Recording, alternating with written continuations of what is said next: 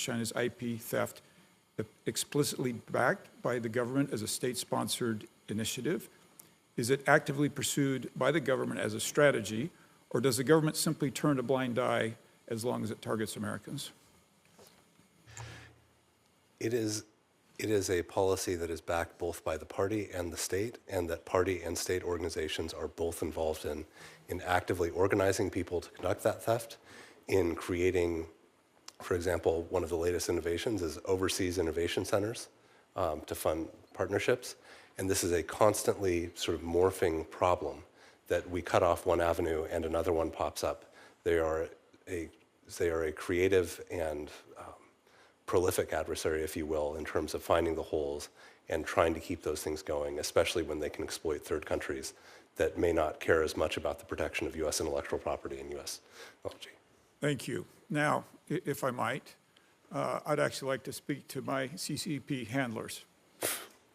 I know you're listening. I know you try to read my emails. I know you try to read my texts. I know you try to influence me back in my home state and my staff here in Washington, D.C. So I have a word for you. Jui Ting, it's not working. I'm not intimidated, and I will continue to fight for freedom and democracy around the world, especially in Hong Kong and Taiwan. Now, Mr. Mattis, can you help us describe a little bit what subnational influence operations are and the influence that targets people within a state, and how much of the goal is it to influence state and local government, and how much it is to try to influence federal officials? Well, the answer of whether or not it's also to influence the federal government as well as state and local is yes, because I mean, I think how many people in this chamber and in the Senate at large, began their careers as town council members, as state legislators, others, because there is a natural progression and a natural career path that people hold. And when you look at, the attempt that was widely reported at a House member in the Bay Area, right? They were targeting the Chinese consulate, was targeting a number of different politicians in that area.